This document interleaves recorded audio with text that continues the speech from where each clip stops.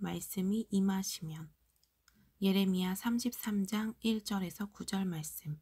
예레미야가 아직 시위대 뜰에 갇혀 있을 때에 여호와의 말씀이 그에게 두 번째로 임하니라 이르시되, 이를 행하시는 여호와, 그것을 만들며 성취하시는 여호와, 그의 이름을 여호와라 하는 이가 이와 같이 이르시도다. 너는 내게 부르짖으라. 내가 내게 응답하겠고 내가 알지 못하는 크고 은밀한 일을 내게 보이리라. 이스라엘의 하나님 여호와께서 말씀하시니라. 무리가 이 성읍의 가옥과 유다 왕궁을 헐어서 갈대아인의 차모와 칼을 대항하여 내가 유다의 포로와 이스라엘의 포로를 돌아오게 하여 그들을 처음과 같이 세울 것이며, 내가 그들을 내게 범한 그 모든 죄악에서 정하게 하며 그들이 내게 범하며 행한 모든 죄악을 사할 것이라. 이 성읍이 세계 열방 앞에서 나의 기쁜 이름이 될 것이며 찬송과 영광이 될 것이요, 그들은 내가 이 백성에게 베푼 모든 복을 들을 것이요, 내가 이 성읍에 베푼 모든 복과 모든 평안으로 말미암아 두려워하며 떨리라. 아멘. 주님 기쁘시게 찬양을 음향하신 것 더욱더 감사합니다.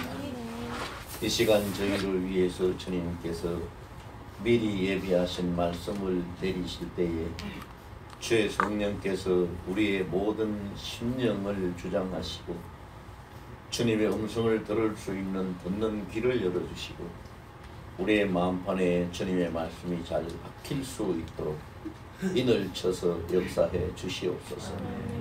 그래서 그 말씀을 따라서 저희가 하나님을 기쁘시게 하는 삶을 살며 우리 인생은 복되고 승리하는 능력을 얻는 삶이 되게 하여 주시옵소서.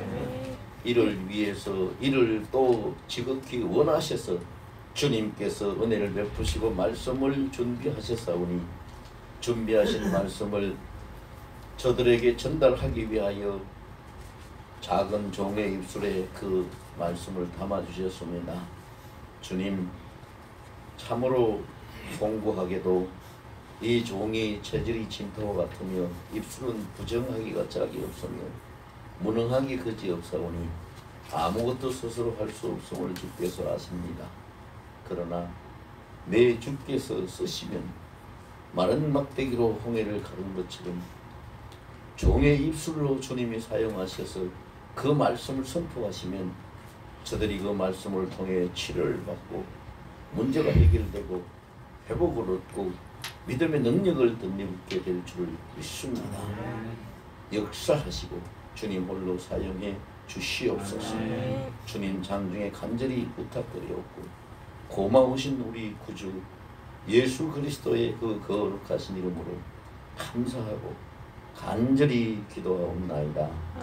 아멘. 할렐루야. 우리 앞뒤 좌우에 서로 마음의 손을 잡으면서 인사하겠습니다. 주께서 당신을 향해 말씀하십니다. 주께서 당신을 향해 말씀하십니다. 주의 말씀이 당신에게 임하십니다. 주의 말씀이 당신에게 임하십니다. 예수 이름으로 사랑하고 축복합니다. 예수 이름으로 사랑하고 축복합니다. 아멘. 말씀이 임하시면 그 다음에 뒷말이 생략이 됐죠. 말씀이 임하시면 그 뒤에는 어떻게 될까요? 여러분들이 말씀을 해주셔야 되지요. 우리 다 같이 해봅시다. 말씀이 임하시면 하나님 나라가 임하신다. 하나님 나라가 임하신다. 말씀이 임하시면 하나님의 능력이 임하신다. 하나님의 능력이 임하신다. 말씀이 임하시면 하나님이 우리 중에 거하신다. 하나님이 우리 중에 거하신다. 아멘. 아멘. 자, 이것이 믿어지면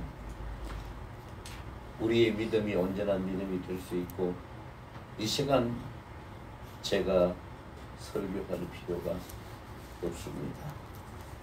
그런데 우리가 이 믿음을 그러려니 하고 또 원하고 또 생각하는 실체 없는 믿음이 아니라 그 말씀이 나의 행동으로 나타나지고 삶 속에 그 말씀이 증거가 될 수 있는 실체 있는 믿음이 돼야 합니다.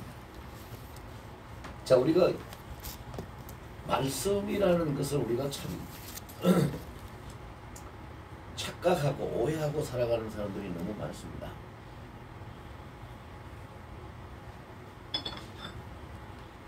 여러분들은 어떤가 모르겠는데 저는 그런 얘기를 아주 많이 듣습니다. 자주 들어요. 오직 말씀밖에 없습니다. 저는 마치오 그렇습니다. 다 인정합니다. 그리고 저는요 날마다 말씀을 봅니다. 성경을 읽습니다.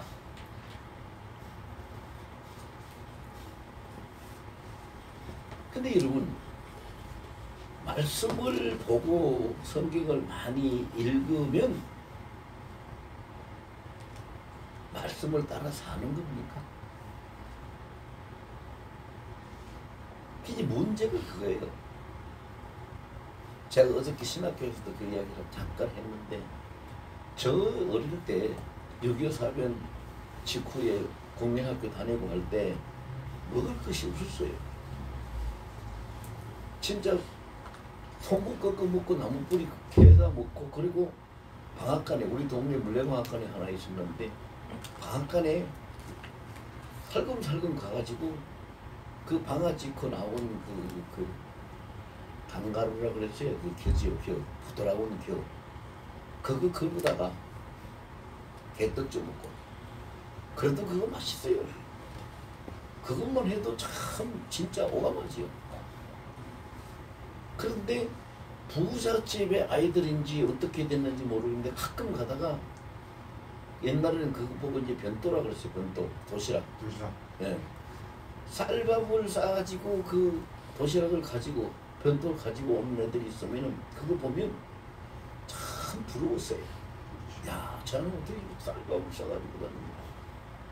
그리고 제가 4학년 때까지는 그런 걸 몰랐는데 그러니까 5학년 때 되고부터는요 마음이 좀 심보가 내가 고약해져가지고 그거 보니까 저들 아니 저것들 맨날 뭐 쌀밥 먹는데 저거 이거 집에서 쌀밥 먹겠지. 그래서 4시간 마치고 점심시간이 오는데 3시간 마치고 내가 미리 다 가져와 그래서 다 빼서 다 먹고 그랬어요. 근데 그게 얼마나 부러웠어요. 그런데 보세요. 지금 어떻습니까 여러분? 쌀밥이 귀하고 쌀밥이 부러워서가 아니라 쌀밥을 너무 많이 먹어서 모든 사람들이 다 병자가 됐어요. 병자. 쌀밥 너무 많이 먹어서 다 병자가 됐거든요. 쌀밥. 그 탄수화물 중독으로 인해 가지고 쌀밥으로 인해 가지고 병이 드는 사람들이 얼마나 많습니까? 제가 이 이야기를 왜 하냐면요.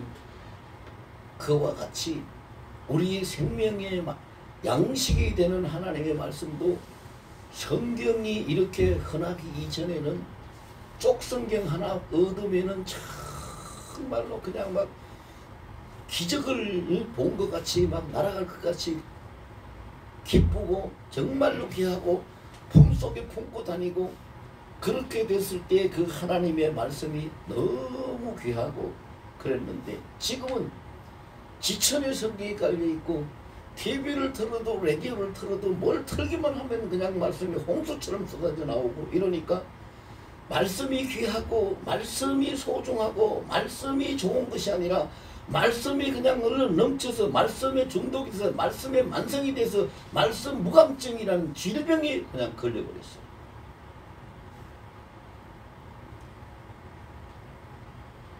그래서 호세아서에서도 그러잖아요.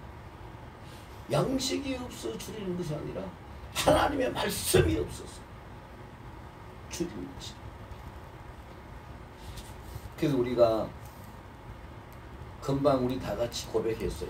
말씀이 임하시면 하나님 나라가 임하시는 거죠. 말씀이 임하시면 하나님이 임하시는 거예요. 왜? 하나님이 거기 있으니까요. 요한복음 1장 1절에 뭐라고 그랬습니까? 이 말씀이 태초부터 계셨고 말씀이 곧 하나님이라고 하셨어요.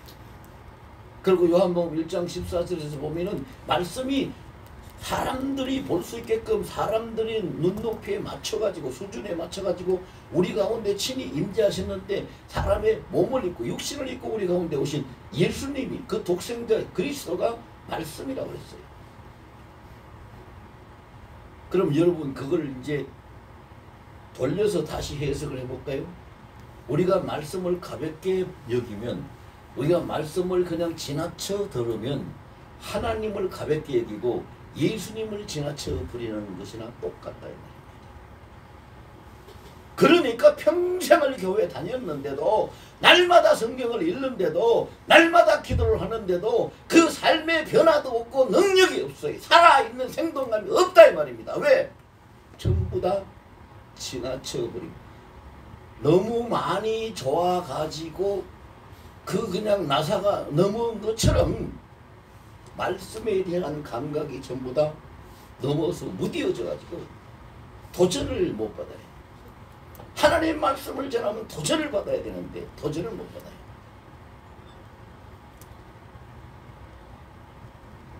물론 다 그런 건 아니에요.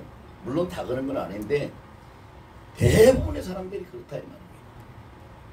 저 광주에 가면은 홍지 중고등학교라는 학교가 있어요.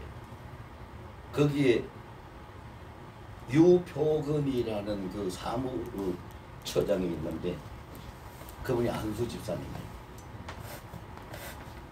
근데 거기에 이제 그 학교 이사장으로 있는 그 목사님이 저하고 같은 총회에 있는 분이에요. 그래서 총회에 이제 행사가 있어서 그분이 총회 행사 때 이제 그 자기네 목사님이 참석을 하게 되면 자기가 직접 운전을 해서 차를 목사님을 모시고 다녀요. 아, 참 정말로 충성하는 갈렙과 같은 충성뿐이에요. 내가 볼 때는. 근데 한번 작년에 광주에서 그 행사가 있어서 그 행사 때 가가지고 설교를 했는데 지금도 심심하면 전화 와요. 목사님, 그때 목사님 설교 말씀이 제 가슴속에 뼛속에 박혀서 잊혀지질 않습니다. 뭐 그런 사람도 있더라고요. 있긴. 근데 정말로 그런 사람들 만나보기가 힘들어요. 제가 중국에 갔을 때요, 중국의 그 큰 천안문 광장에서 하기식 시간이 되면은 전부 다 군인들이 와가지고 다 진을 치고 나팔 소리와 함께 그 하기식을 합니다. 개미 새끼 하나도 움직이지 못합니다. 그 시간에 모든 사람이 다 활동자세로 서가지고 하기식 끝날 때까지.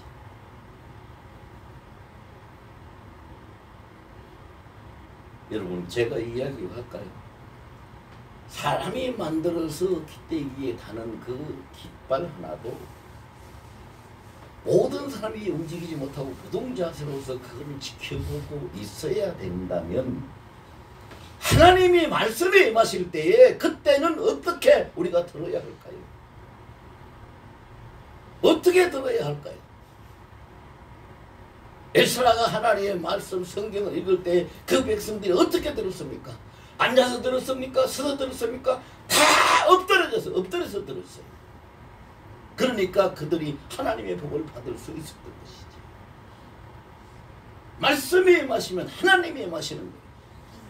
말씀이 임하시면 하나님의 능력이 임하시는 거예요. 그래 우리가 그 말씀을 받으면 받는 만큼 우리에게서 능력이 나타나는 거죠. 왜?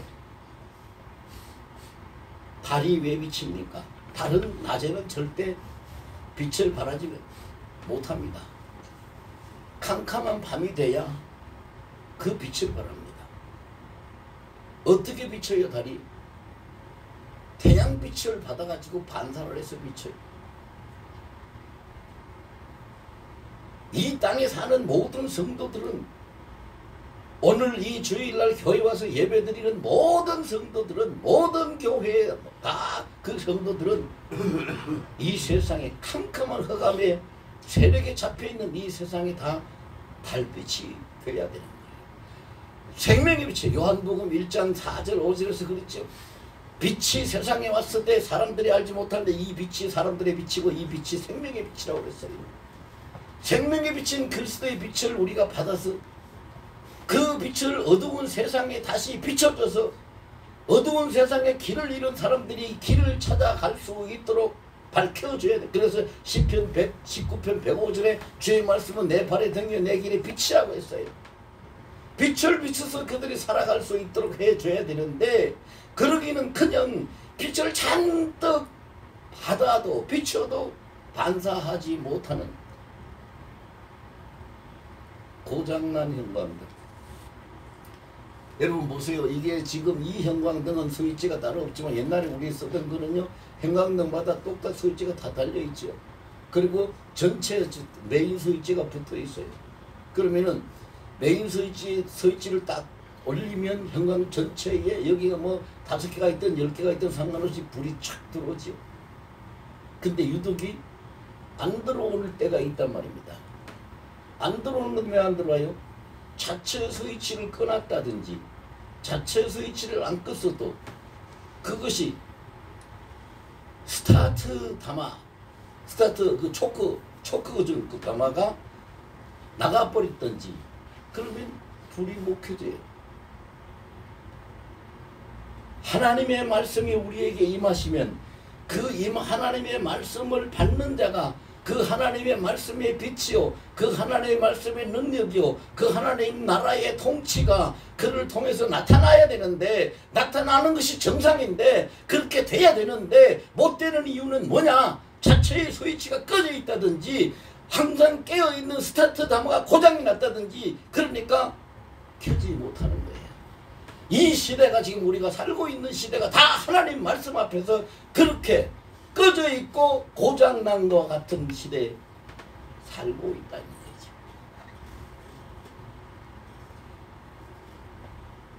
그 하나님이 모르실까요? 아십니다. 다 아시죠. 그래서 보세요. 오늘 본문의 말씀은 하나님 모든 걸 지금 본문의 말씀이 임하는 배경을 첫 절 1절에서 배경을 설명하고 있어요. 어떻게 설명하고 있습니까? 예레미야가 아직 시위대 뜰에 갇혀 있을 때라고 배경을 설명하고 있어요. 여기서 예레미야 한 개인을 이야기하고 있는 게 아니에요. 이스라엘 백성들의 지도자고 하나님의 선지자니까 이스라엘 백성들의 대표적인 인물로 예레미야를 이야기하는 거예요.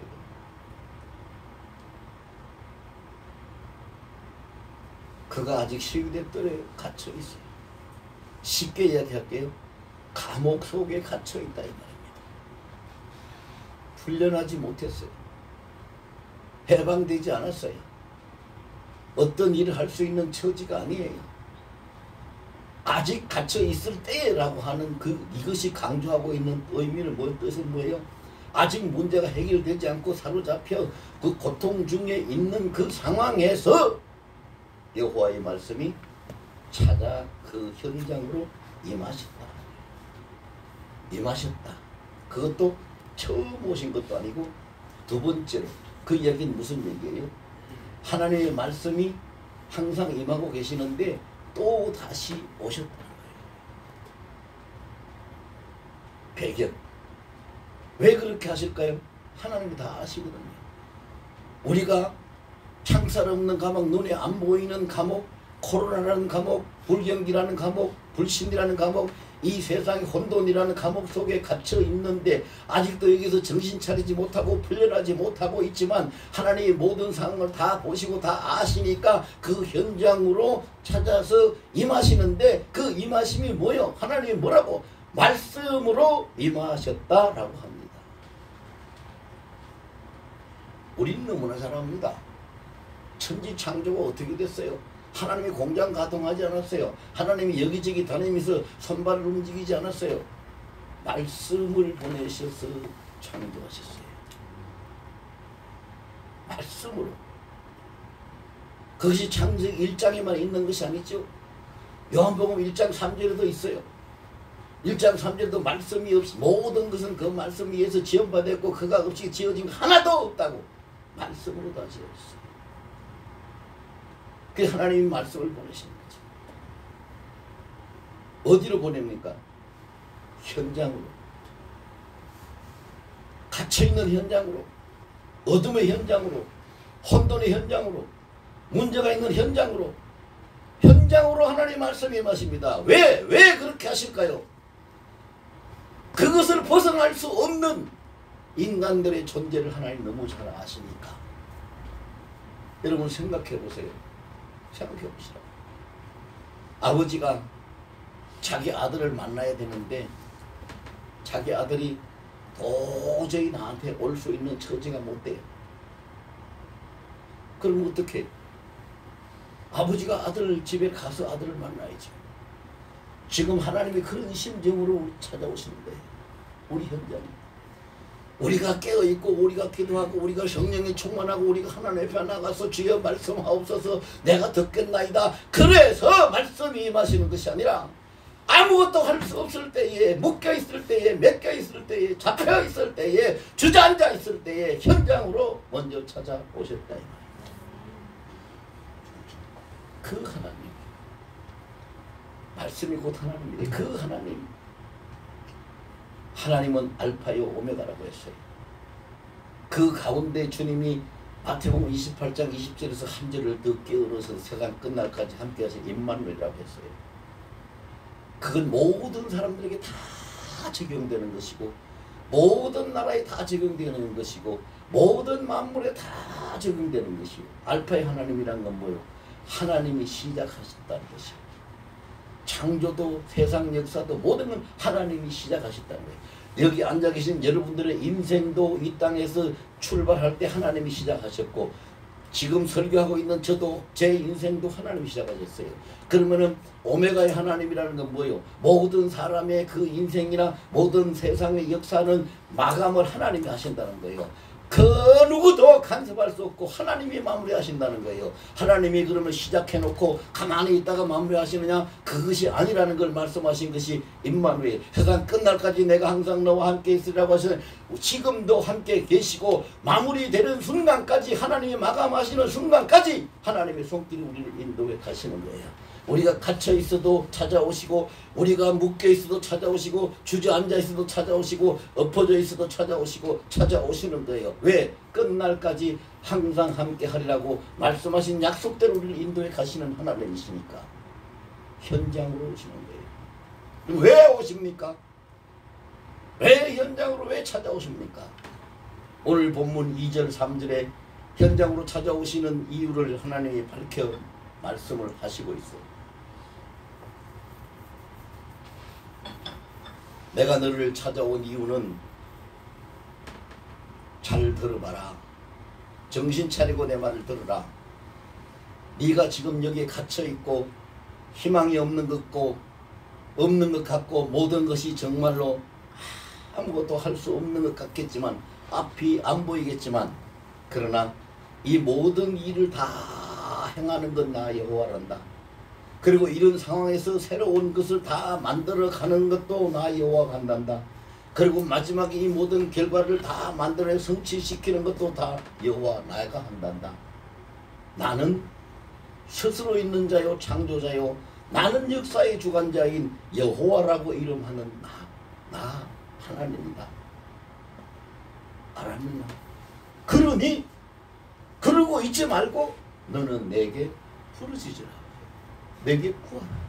내가 모든 걸 하지 않느냐? 내가 모든 걸 만들지 않느냐? 내가 모든 것을 다 성취하지 않느냐? 나는 여호와 아니냐? 그러니 너는 내게 부르짖으라. 내게 구하라. 그러면 내가 너에게 응답하겠고 지금 네가 추측도 할 수도 없고 생각할 수도 없고 계산할 수도 없고 아무것도 할 수 없는 것 같지만 네가 알지 못하고 크고 은밀한 것까지도 내가 너 앞에 다 펼쳐 보이게 하리라. 찾아오신 목적을 그렇게 말씀하고 계세요. 여러분 지금 뭐가 문제입니까? 코로나가 문제입니까? 돈이 없어 문제입니까? 몸이 아파 문제입니까? 아무것도 할 수 없어서 문제입니까? 그런데 하나님의 말씀이 이 시간 이 자리로 우리를 찾아오셨습니다. 말씀이 찾아오셨습니다. 왜 오셨나요? 우리가 어떻게 하면 되는지 알려주시고 길을 열어주시기 위해서 오셨습니다. 알려주시고 길을 열어주시는 대로만 하면 됩니다. 우리는 하나님 앞에 보고하고 기도하면 됩니다. 어떻게 기도하면 됩니까? 빌립보서 4장 6절 말씀대로 기도하면 됩니다. 빌립보서 4장 6절에 그렇습니다. 너희 모든 걸 아무것도 염려하지 말고 너희 구할 것을 기도와 간구로 오직 하나님 앞에 감사함으로 아뢰라. 왜 감사함으로 아뢰야 돼요? 우리 현장의 모든 걸 보시고 아시는 그분께서 현장 속에 찾아오셨잖아요. 찾아오셨을 뿐만 아니라 구경하러 오신 게 아니라 우리의 길을 알아주시고 알려주시고 열어주시기 위해서 오셔서 말씀하고 계시잖아요.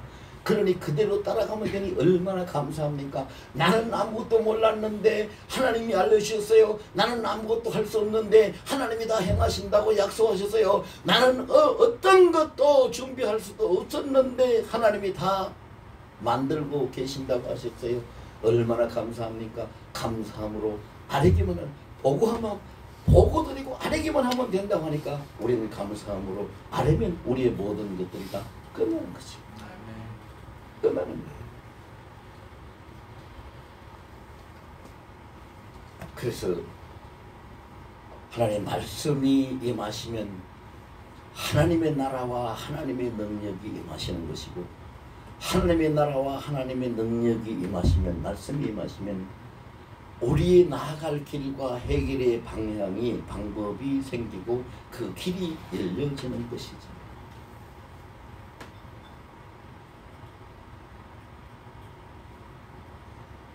말씀이 얼만큼 중요하냐. 여러분, 말씀이 얼만큼 중요하냐. 어떤 사람들이 들으면 저 정바울 목사 좀 이상한 거 아니야? 이렇게 판단할지도 모르겠지만은요, 제가 아주 짤막하게 한 가지를 말씀을 드릴게요.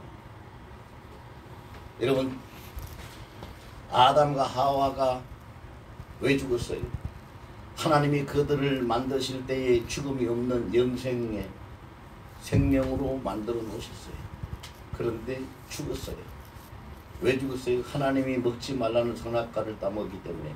창세기 2장 18절에 선악 중앙 동산 중앙에 있는 선악을 알게 하는 나무를 먹지 마라. 그것을 먹는 너희가 정령 죽으리라. 그 말씀대로 그런 선악과를 따먹기 때문에 죽었어요. 그렇다면 우리 하나님 앞에 이 제기를 한번 해볼까요? 하나님, 아담과 하와를 꼭 죽여야만 했습니까? 죽일 수밖에 없습니까? 2번 따먹은 거 아니에요. 3번 따먹은 거 아니에요. 1번밖에 안 따먹었어요. 1번 실수한 거잖아요. 1번 죄 지은 거잖아요. 1번 따먹었는데 그걸 용서할 수 없어서 죽여야 했어요. 그러면 예수님이 우리에게 너희 이웃이 형제가 너희 죄를 짓거든 용서해주라. 몇 번 할까요? 7번 할까요? 아니다, 7번씩 70번이라도 용서해주라고 하신 말씀은 뭡니까? 왜 하나님 1번밖에 안 했는데 왜 용서하지 않았습니까? 라고 한번 따져볼까요? 하나님 뭐라고 하실까요?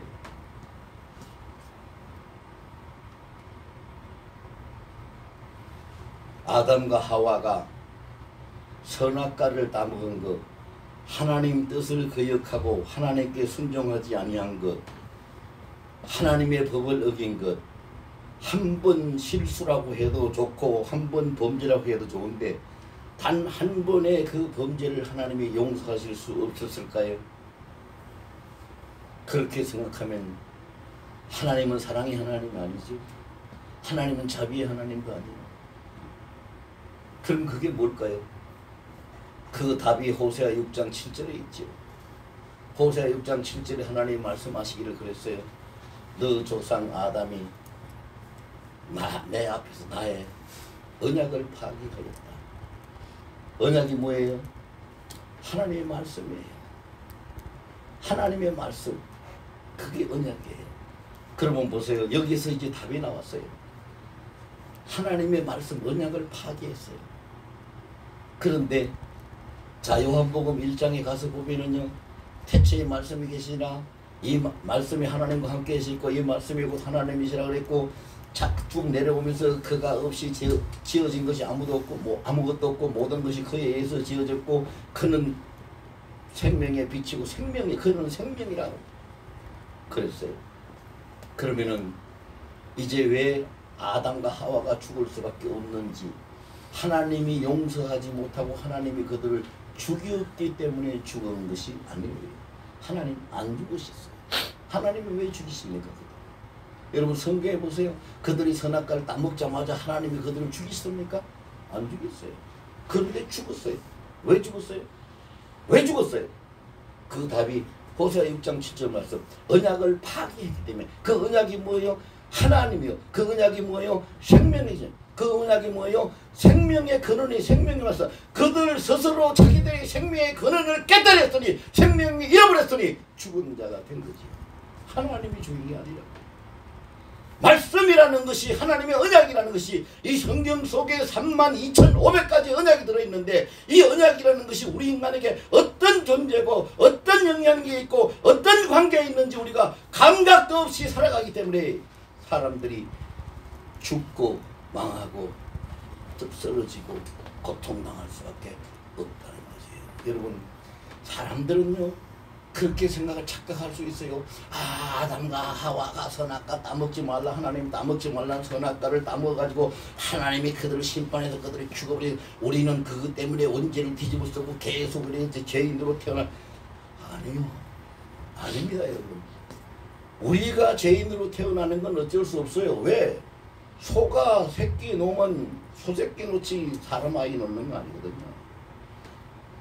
죄인이 그 후사가 생기면 죄인이지 달릴 방법이 없어요. 그런데 하나님은 그들의 죄 때문에 하나님이 그들을 죽이지 않았어요. 오히려 불쌍히 여기고 가죽 옷을 지어다가 그들에게 입혀주시고 그들을 찾아서 아담아 네가 어디 있느냐고 찾아서 어찌하다가 이렇게 냈느냐고 걱정하신 분이 하나님이시죠. 죽이지 않았어요. 그런데 왜 죽었어요?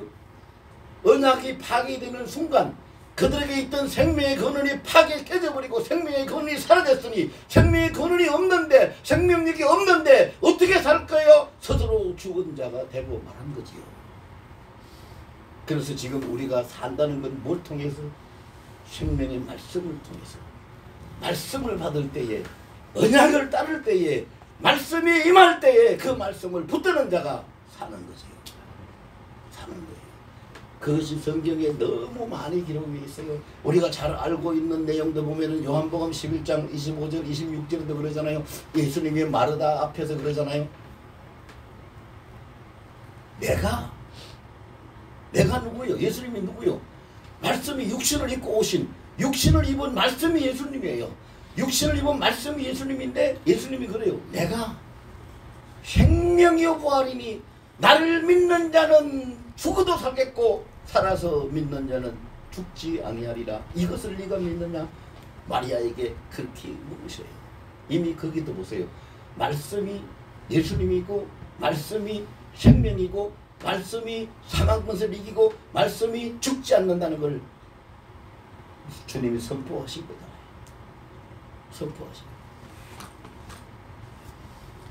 그런데 이 말씀이 임하실 때에 그 말씀 임하시는 말씀을 내가 아멘으로 받으면 모든 것이 끝났습니다. 왜? 말씀이 임하시면 하나님의 능력이 임하기 때문에. 병든 자에게 말씀이 임하시면 하나님의 치료의 능력이 임해요. 가난한 자에게 하나님의 말씀이 임하면 부유한 하나님의 능력이 임해요. 자, 그래서 우리가 말씀 앞에 얼마나 우리가 그 믿고 기도할 수 있었던가. 마태복음 21장 22절에 보면 그래요. 너희가 구하는 것, 너희가 기도할 때에 믿고 구한 것은 다 받을 줄로 알라고 했어요. 그럼 보세요. 히브리서 4장 19절에 그랬어요. 나의 하나님 그리스도 예수 안에서 영광 가운데 그 풍성하신 대로 너희 모든 쓸 것을 다 채우시니라. 그러면 그 말씀을 받은 자, 그 말씀을 붙들고 사는 자, 그 삶에 필요한 것이 채움을 받을까요? 못 받을까요? 100% 채움을 받습니다. 말씀을 붙들기 때문에, 말씀이 능력이기 때문에, 말씀이 하나님이기 때문에, 말씀이 역사하시기 때문에. 제가 사적인 이야기는 여기서 할 수 없습니다만 저는요, 하나님이 필요를 채워주시지 아니하면 단 하루도 살 수 없는 사람입니다. 내가 어디 다른 데 가서 돈을 벌어 옵니까? 어디 가서 월급을 많이 탑니까? 없어요. 근데 어떻게 살아가요? 하나님이 내게 써야 될 그 필요한 것을 하나님이 채우시고 다 하나씩 일이 있을 때마다 하나님이 채우시고 풀어가시니까 살아가는 거지. 그렇게 살아가는 거예요. 나 부자 되고 싶은데 나는 부자가 왜 안 될까? 가난해. 고린도후서 8장 9절 말씀을 붙잡고 만나보시라고요. 부자가 되는가 안 되는가?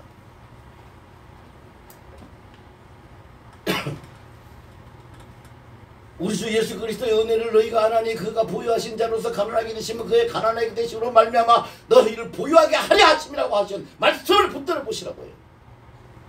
말씀을 만나보시라고요. 내게 임하신 말씀을 내가 대접하고 모시라고요. 성령이 임하시면 우리가 권능을 받는다고 그랬어요. 말씀이 임하시면 하나님이 임하시고 하나님의 능력이 임하시는 거예요. 그래서 오늘 부르짖으라를 우리가 해석을 어떻게 하면 될까요? 하나님이 그랬어요.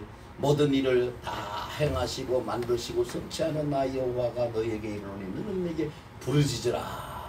그럼 내가 네게 응답하였고 네가 알지 못하는 그 은밀함까지 내가 다 보이리라.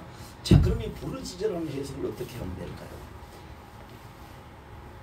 하나님이 말씀하셔서 그 말씀을 제가 아멘으로 받았습니다. 말씀이 저에게 임하셨습니다.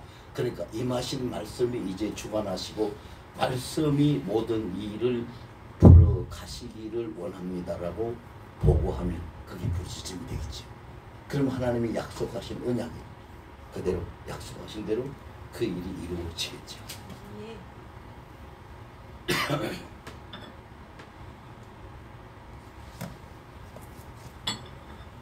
하나님이 약속하신 대로 이루어진다고 본문에서 밝히고 있는 것이 6절에서 9절까지지요. 아까 우리가 본문 읽어봤어요. 6절에서 9절까지 다시 한번 읽어볼까요? 6절부터 시작. 그러나 보라 내가 이 성읍을 치료하며 고쳐 낫게 하고 평안과 진실이 풍성함을 그들에게 나타낼 것이며 내가 유다의 포로와 이스라엘의 포로를 돌아오게 하여 그들을 처음과 같이 세울 것이며 내가 그들을 내게 범한 그 모든 죄악에서 정하게 하며 그들이 내게 범하며 행한 모든 죄악을 사할 것이라. 이 성읍이 세계 열방 앞에서 나의 기쁜 이름이 될 것이며 찬송과 영광이 될 것이요 그들은 내가 이 백성에게 베푼 모든 복을 들을 것이요 내가 이 성읍에 베푼 모든 복과 모든 평안으로 말미암아 두려워하며 떨리라. 아멘. 보세요. 하나님이 어떻게 회복시키신다고 했는가. 자, 치료할 거 다 치료하시고 자, 풀으실 거 다 풀으시고 다 회복시키시고 얼마나 하나님께 큰 은혜를 받고 큰 복을 받았는지 그 주변에서 그걸 보고 있는 자들이 다 두려워서 떨게 만든다.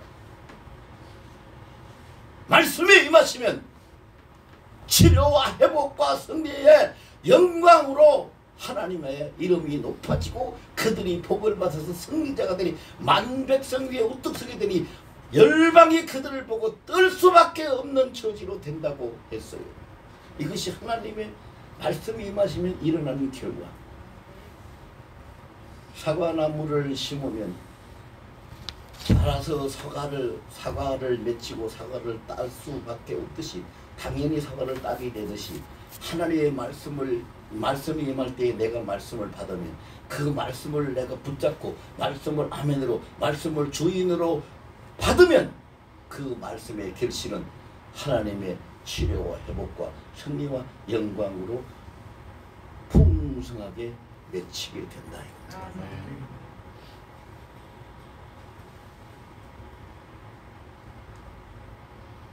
많은 사람들이 성경 많이 읽습니다.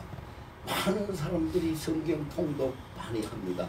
많은 사람들이 설교도 많이 듣습니다. 그런데 읽고 듣고 그 통독하는 것이 문제가 아니라 한 절 말씀이라도 32,500가지 중에 한 가지 32,500분의 1의 말씀이라도 내 말씀으로 내게 임하시게 하고 내가 붙들면 그 한 절 말씀이 우리의 인생을 완전히 바꾸놓게 되는 거죠.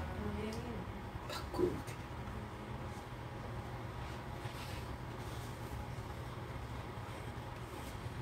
부산에 있는 어떤 교회가 굉장히 어려움을 당해가지고 저한테 목사님 기도 부탁합니다. 중보기도 좀 해주세요. 중보기도 좀 해주세요. 교회가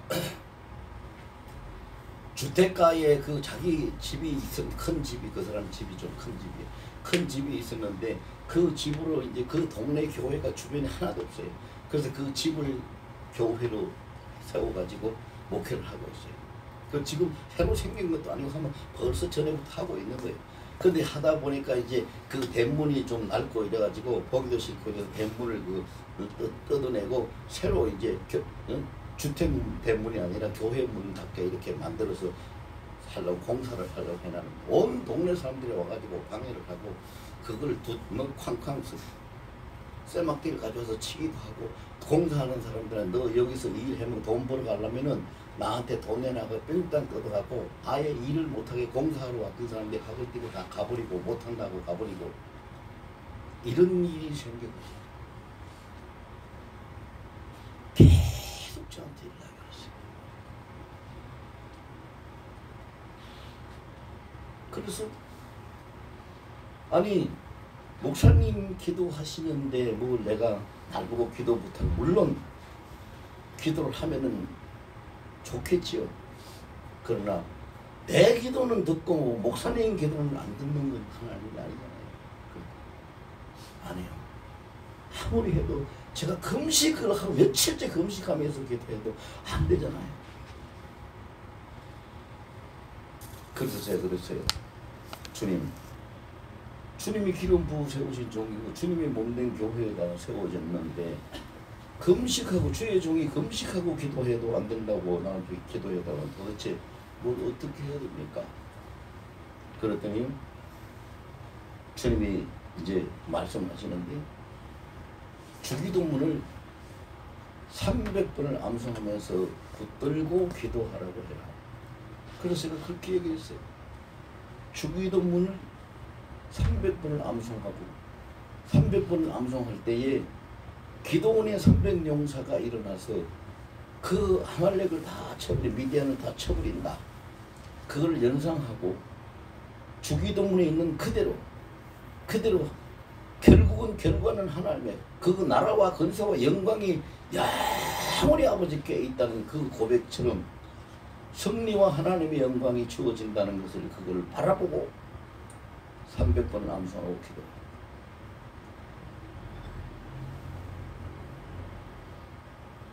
지금 제가 무슨 얘기하고 있는지 아셨죠?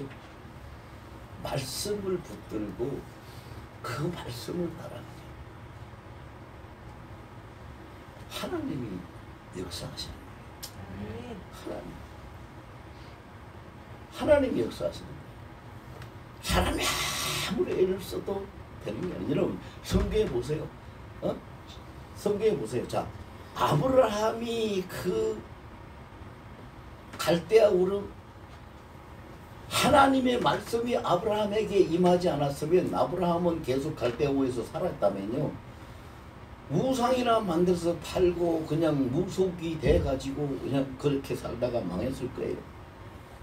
또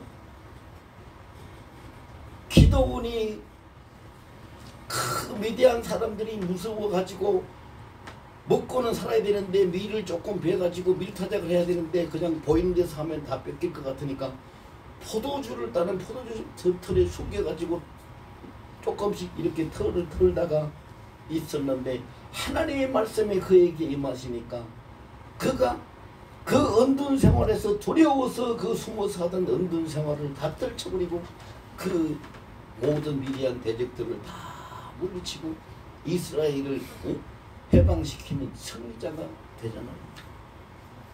아브라함의 하나님의 말씀이 그것이 그래서 아브라함이 그랬어요. 창세기 12장 4절에 보면 있잖아요. 하나님이 쭉 말씀을 하시니까 창세기 12장 4절에 뭐라고 했어요? 아브라함이 이에 여호와의 말씀을 따라갔고 말씀이 임하니까 말씀을 따라서 갔어요. 그러니까 믿음의 조상이 된게 복의 근원이 된게 기드온이 하나님의 말씀에 따라가니까 그가 나라를 살리는 영웅이 된 거죠. 오늘 본문의 예레미야도 옥중에 갇혀서 아무것도 할 수 없는 처지인데도 하나님의 말씀이 임하셔서 말씀을 받으니까 문제가 다 해결되는 거지. 하나님, 아이고 하나님, 나 죽기를 원해요. 죽을 수밖에 없어요. 나는 죽기를 원합니다 라고 로뎀나무 아래에서 완전히 낙심해가지고 누워져 있던 그 엘리야가 하나님 여호와의 말씀이 임하니까 그가 일어나서 40일 40이야. 여러분 생각해보세요. 40일 밤낮을 그냥 굶고 앉아있기도 힘들어요. 그런데 그가 일어나서 40일 40년 40일 밤낮을 뛰어서 달려서 호렙산에 여호와의 산에 갔다 있어요. 하나님의 말씀이 임하시다. 하나님의 말씀이 임하시면 안 될 일이 아무것도 없어요. 불가능이 없다 이 말입니다. 오늘 여러분 이 말씀을 통해서 우리 개개인에게 다 하나님 주시는 말씀이 임하신 말씀이 반드시 있습니다. 그 말씀을 받고 그 말씀을 통해서 하나님의 능력을 입고 하나님의 임재를 확신하고 승리하시는 여러분이 다 되시길 예수 이름으로 축원합니다. 우리가 잠깐만 한 2분만 말씀이 임하시는 이걸 내가 아멘으로 받고 이 말씀을 따라 할 결단을 하면서 한 2분만 통성으로 기도합니다. 주님 오늘 감사하고